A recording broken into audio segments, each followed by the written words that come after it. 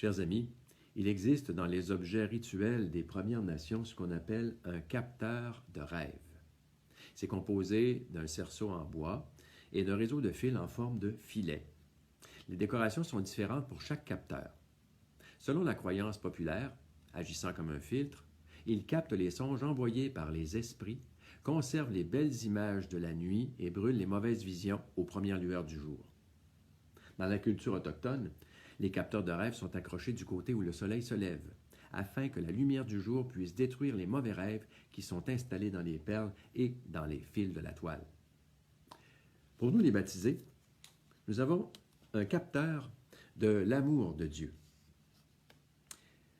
De même que le serpent de bronze a été élevé au désert par Moïse, ainsi faut-il que le Fils de l'homme soit élevé, afin qu'en lui, tout homme qui croit en lui ait la vie éternelle. La croix a capturé tout le mal accumulé dans l'histoire humaine pour en tirer une force nouvelle qui peut transformer les cœurs au moment que Dieu a choisi.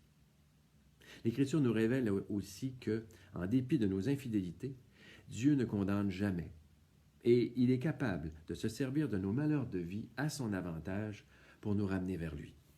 Au fond, le vrai malheur dans nos vies, c'est de penser que nos échecs ou nos erreurs nous condamnent et nous disqualifient devant l'amour de Dieu, alors que lui se plaît à en tirer profit, à s'en servir pour nous faire miséricorde.